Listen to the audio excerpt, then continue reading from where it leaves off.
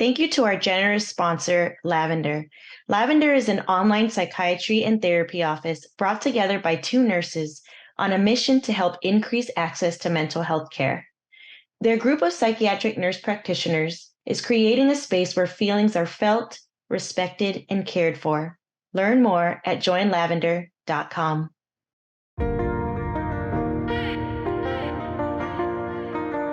Welcome, Season Sixers. As always, thank you for being part of our Color of Success podcast family. I'm your favorite host, Dr. Stephanie J. Wong. Keep your eyes peeled for my brand new book coming out. It's called Cancel the Filter, where I share my experiences in the realm of mental health, both professionally and personally. Subscribe to colorsuccesspodcast.com to be on our waiting list. Seats are limited and being filled as we speak. We're also streaming on all your favorite platforms and socials. Whether you're on the go or comfy on the couch, you can tune in at your own comfort. As you know, we love growing discussions with our guests from our AAPI and minority communities. With so many friends and experts from different aspects of life, we love learning their stories and understanding what their success means to them. Let's get into it. Dr. Demetra McNeal is an assistant professor of medicine at the University of Colorado School of Medicine. She is a communication scientist who specializes in racial disparities in cardiovascular disease outcomes and inequities in care delivery. Though Dr. McNeal's work raises questions of inequity, justice, and communication across the healthcare landscape, she truly seeks to identify what happens across the communication continuum that hampers relationships. Dr. McNeal's newly released book, You Don't Say, provides a practical approach coupled with real-world examples to understanding foundational concepts to improve interpersonal communication. You can learn more at youdon'tsayblog.com and demetriamcnealauthor.com. Dr. McNeal, thank you so much for joining me today. I am so excited to talk about everyone's favorite topic, boundaries. So we talked a little bit before this interview, but what is your definition of a boundary? So, it's so interesting because Doctors Henry Cloud and John Townsend have done a phenomenal job of teaching us about boundaries for almost 3 decades. So it's not a new concept. It's not a new idea. We hear about it. We know about them. But most folks still can't seem to grasp what are we really doing? What does it mean? And so in all of this time that they have educated us, sometimes we still get it wrong.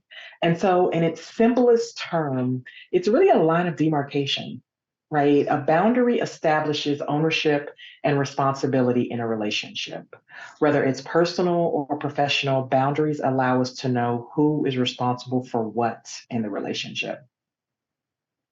I was just talking about this with someone else. It really is a clear ask, and it's about respect and communication. So one of the big things, though, that I talk with my clients about is come up with some phrases or some verbiage on how to set a boundary, because that's a common thing thrown around these days, social media, like, hey, you just need to set boundaries and you're going to be less burnt out and so forth. So, I mean, there's different arenas to do it, obviously, with colleagues and relationships, but let's start with in the workspace. What kinds of boundaries are you working with people to set? Yeah, so it's interesting because when you think about the workspace, everyone wants to talk about work-life balance and just throw that out there, A, as if it's happening, and B, as if people know how to do it. That's a good point. Right? Yeah. Like people just throw that around as if that's freely available. And so whether you're able to actually balance work and your professional life, that's really grounded a great deal in boundaries. And so let's say, for example, if you found that your team or folks at work, for example, send emails at any hour, whether that's 3 a.m. or 11 p.m., and you think it's outrageous that anyone would actually expect you to respond immediately to an email outside of your working hours. There are several boundaries that you can set around this, right? So one, you can include a sentence below your signature line that reflects what the boundary is.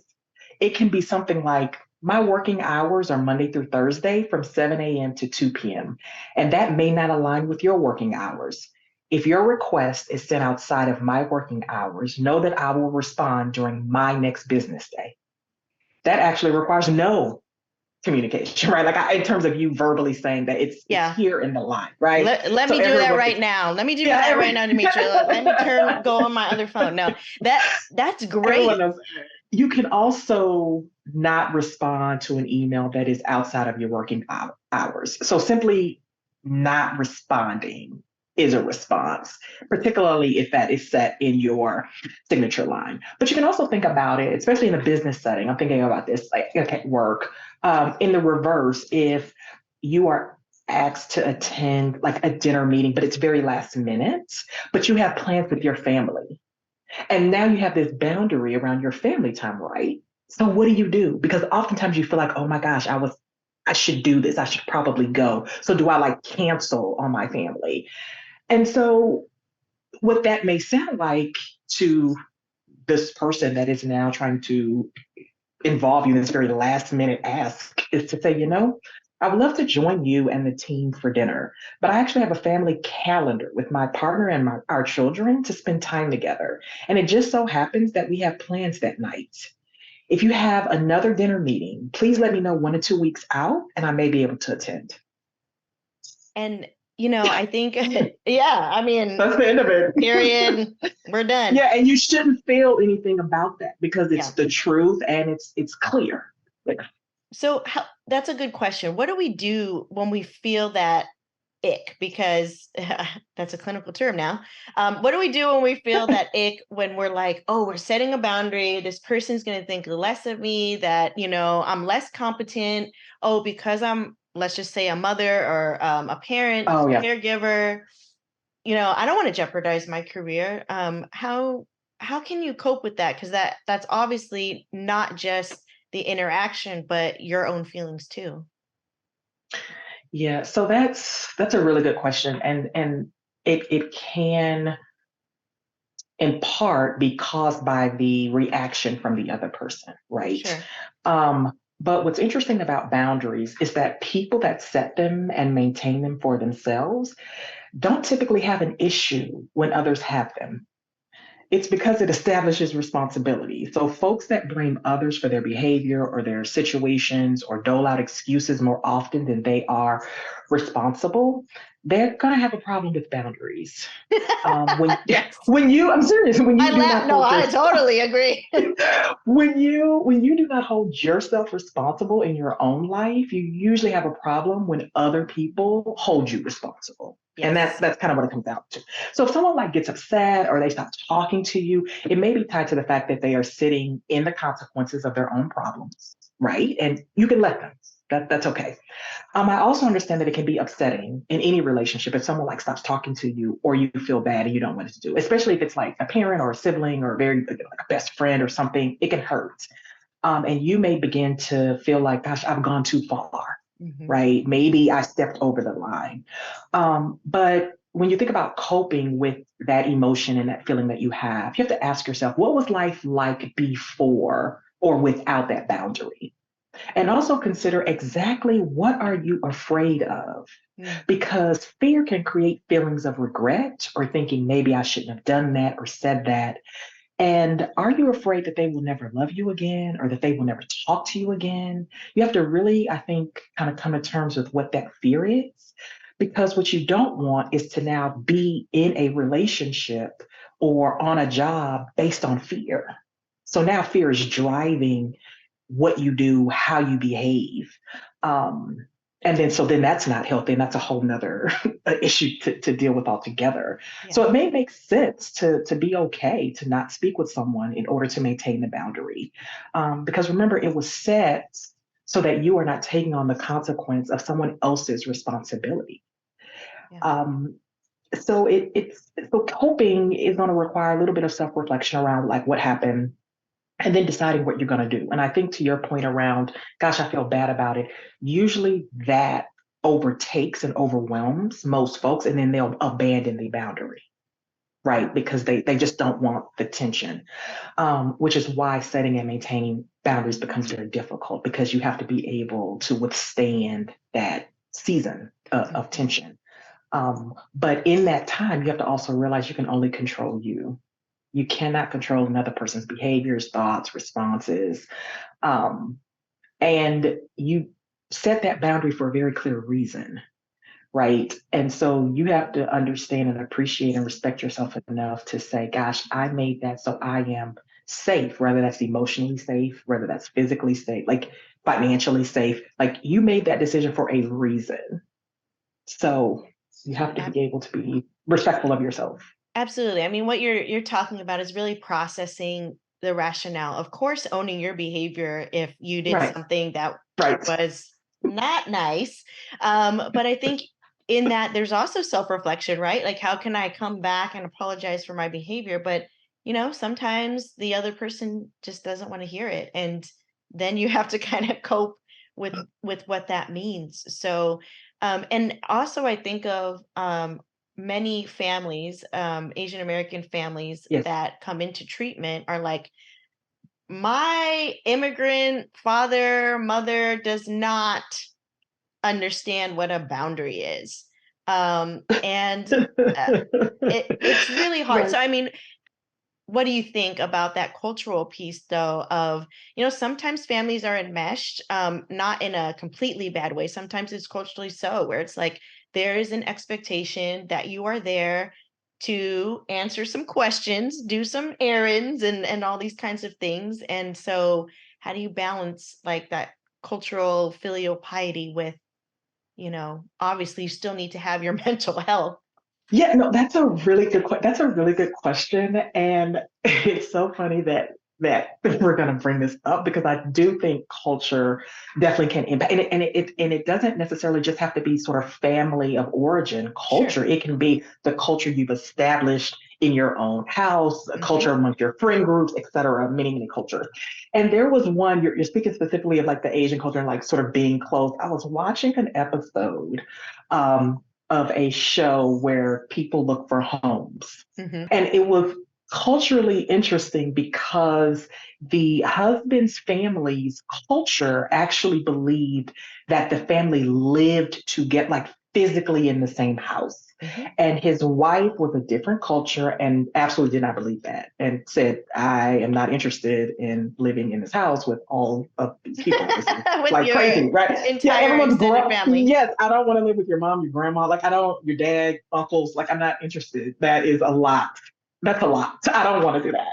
And so it was interesting because the compromise that they decided on, and then I kind of talked to you about how we can apply it in sort of everyday world. The compromise was that they picked a 6 mile radius around Yeah, the family. I love that. Yeah. Yeah. And so they were able to they purchased a home that was not far, but they did not have to live like in the house with them. So they worked through that. So when you think around cultures, I can totally feel like how generationally in a culture, they can feel like potentially they're being disrespected because you're not honoring, Right. right, our culture because we do this or we always do this. With that said, just because you always did it that way doesn't mean it has to be done that way. It just means you were always done that way.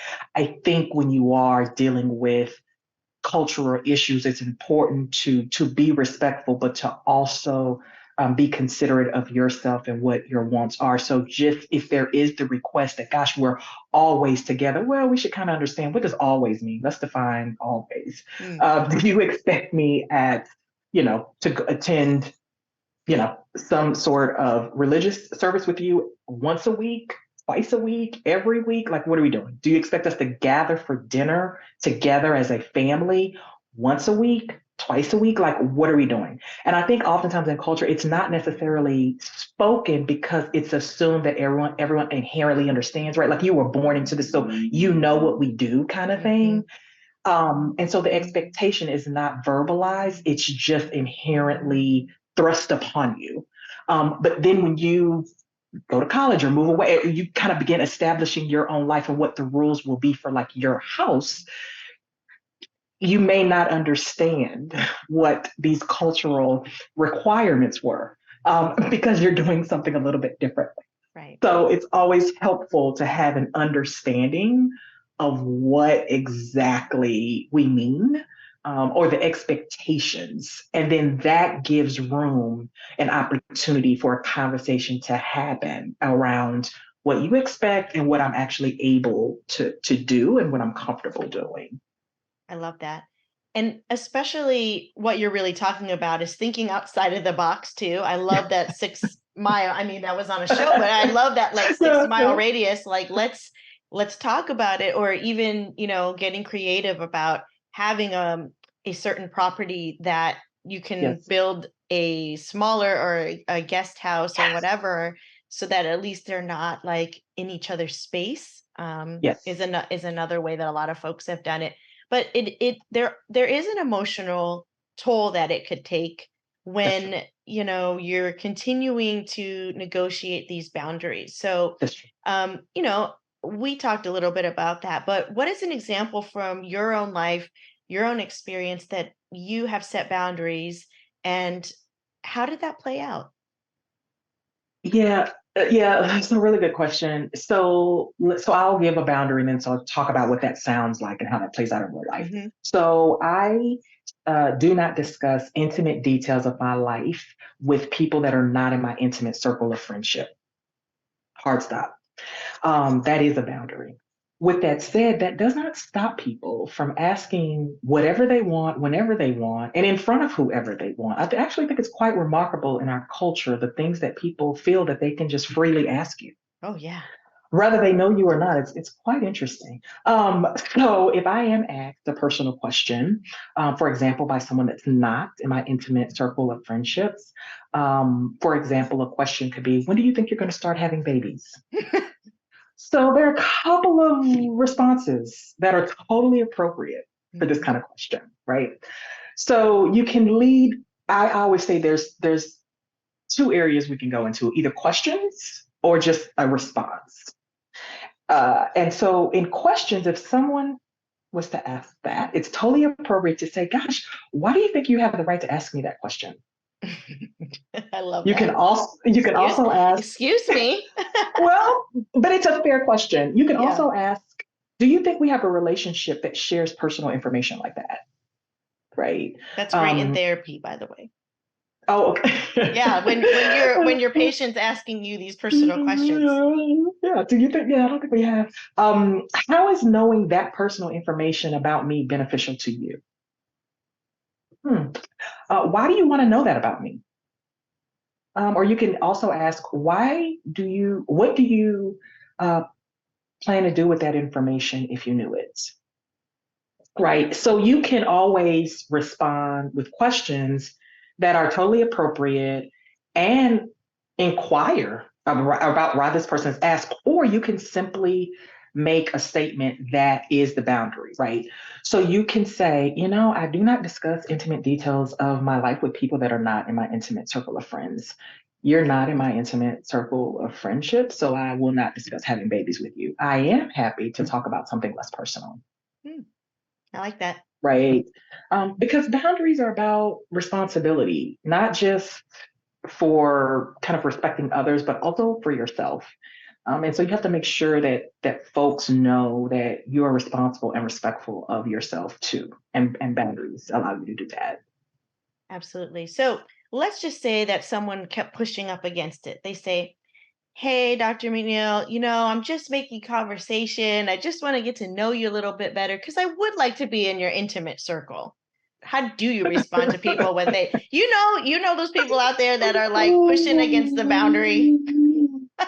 It was a total response to what you said of, oh gosh, but I would like to be in your intimate circle of friends. And it would be like, you know, usually folks that are in my intimate circle of friendship, it takes time. Actually, the average number of years that I've been in friendship with folks that are close to me is 25. years. So it's a pretty long time in which I spend with people and we invest in one another. So if you would like to start that journey, I'm happy to do that with you. But it actually wouldn't start with a conversation about me discussing having babies. We Yeah. can go out and maybe go for lunch and chat and see what happens from there, right? Like you That's still great. are being respectful, but because the boundary is the boundary. And you're right, when people do that, because they're trying to see, will you change your mind? Will you move? Will you? And the boundary is the boundary. Yeah. Well, I bring that up because, a lot of times in couples therapy, we're saying set boundaries with your partner. And then, it's really easy to cave. And it's nothing against the couple. It's more so that a lot of the times the script is written for so many years, months, however long they've been dating. And so when someone tells them, I am not going to be doing all of the laundry, and this is less, it seems like a less emotional thing, but really they're talking about, hey, let's respect the division of labor here in the household, right? Yes. It's interesting you bring up division of household. So one of the things that I thought about a boundary around that is two things that you brought up is a script. There absolutely is such a thing as a communication script that people it just evolve in the relationship or in a marital situation or even like parent child. It's like they say this thing, you respond this way, and that's just literally how it's been for 20 years, right? Hmm. And there's never a change to it. It's just this is what it is. And it's not going to change until you decide it needs to change, it has to change, or it's no longer working. And so when you think about a boundary and setting them and what does it sound like?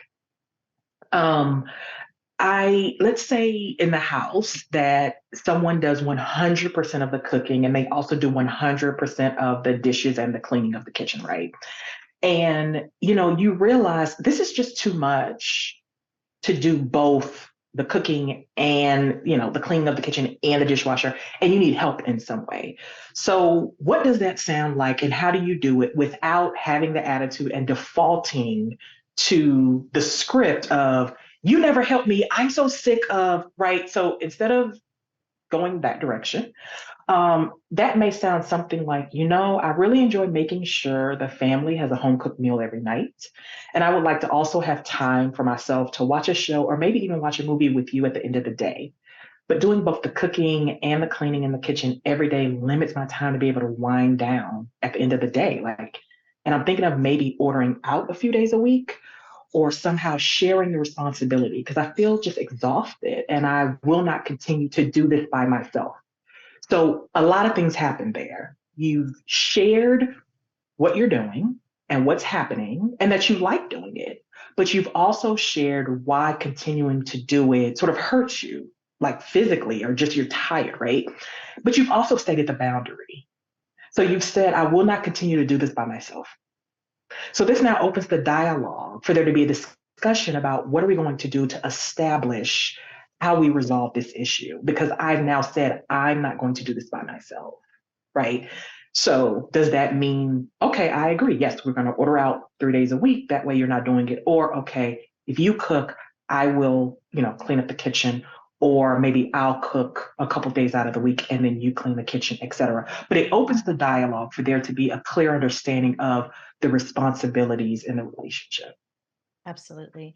And I think that is one of the key points of a relationship is that you're continuing to negotiate these things because, Uh, and yeah, and it doesn't even have to be like, oh, this is the way things are, but like as you mentioned, like things happen during the week and someone may have a really crappy week and they do need that extra support with helping, maybe doing both or, you know, either way. There's all these little nuances that you guys, that the couple can yes. really figure out at that point.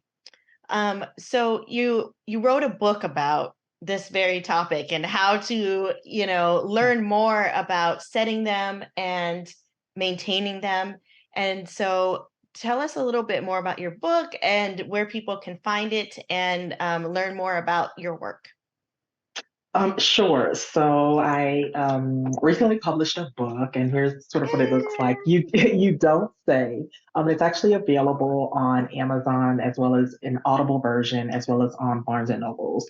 And it's an easy read. I'll just show you. It's not a thick, and that's intentional because I wanted to be able to take, everything in academia that they try to, say will work and make it practical and digestible for everyday folks and for your life. And so when you think about what we go through across communication, there's nowhere where communication doesn't exist. And not only that, but oftentimes we get it wrong. And a lot of times we get it wrong because we get stuck in Sure. situations where there are things and topics that are like stigmatized or that are shameful or that you're embarrassed by. And the communication sort of gets stunted. And so I kind of talk through what that will look like. And I offer a way for everybody to kind of walk through that through what's called a communication reset. Because we all have had relationships or seasons in relationships where you just either stop talking or something has just happened and you just kind of don't know where to go. It's like, how do we get back to some sort of relationship here? How do we renew and restore and revitalize a relationship? And so we talk through that, but we talk about a lot of concepts that people encounter just in dealing with one another, whether that's in a personal context, even in a health context. And so it's just a very practical, easy read to help folks get a better idea of communication and how they can maybe do it better and do it differently. That's amazing. And I am so for making academic research more digestible to the public, because I think a lot with social media, it is getting very saturated with everyone thinking that they're a psychologist. And I'm like, you know how long I had to study and practice to build the skills to implement therapy and all these kinds of things. But in all seriousness, it's helpful because people don't necessarily want the psychobabble, as some of the clients will Right. say. They want to understand it clearly. And this is a great way to get started, or even for people who have been together for a very long time. It's never a wrong time to improve your relationship. So, And that's really true, especially around communication, because I had so communication, and I present it very cleanly and easily for people. It runs along a continuum. And so even when you talk about, for example, oh, we've been married 20 years, we're fine. Oh, we've been married 30 years, and that's fine. Really? Because I bet you can give me an incident right now in year 2 of the marriage that you're still upset about. You like, know why? Right, remember right. when you got on my last Yeah, nerve that's right. on that And trip? it Whatever. and it still affects the communication. So even though it's 2023, certain subjects or certain issues, I can I can be at 1986 with you on that, if that makes sense. Or I may be in 2003 with you on that, because that's where I was left when that happened, because it was never addressed. Right. We never settled it. Yeah, and I think that's what you were exactly talking about when people get stuck, not just, in their thinking, but even in time, where it's like, Yeah. and Oh, if there's no communication, it's like your partner has no clue that you're holding on to something from 1986, right? So it's just that whole opening up the dialogue is so important. yes, it is indeed. Well, thank you so much for sharing all your insights. And everyone, check out the book, You Don't Say. We're part of the Munn Avenue Press family. So thank you, Charlie, for putting us together. She's amazing. You are amazing. It's my pleasure. And that's all the time we have today. Thank you, Dr. McNeal, for coming on the show today and sharing your expertise with setting and maintaining boundaries. If you want to connect more with Dr. McNeal, please visit youdon'tsayblog.com and demetriamcnealauthor.com. Subscribe to our newsletter and social media at colorsuccesspodcast.com, where you'll get more exclusive contact with Dr. McNeal and how she can help you with phrasing boundaries. Also, remember to book your seats for my brand new book coming out, Cancel the Filter, where I will be revealing to you all of the unspoken realities of how I've learned to navigate the challenges of my own mental health as a working mother, psychologist, and podcaster. All behind the scenes, all unfiltered. Seats are getting limited as we speak. Book now by October 17th at colorsuccesspodcast.com or email us at thecospodcast@gmail.com. In our next episode, we will be talking to Dr. Peter Henry Wong, where we will be unraveling the topic of racism. So, if you've ever wanted to learn more about addressing explicit racism or how to facilitate discussions about the topic, this is definitely for you. So hit the like, subscribe, and follow button to stay updated. As always, Color Success family, may all be well with you. With gratitude, Stephanie.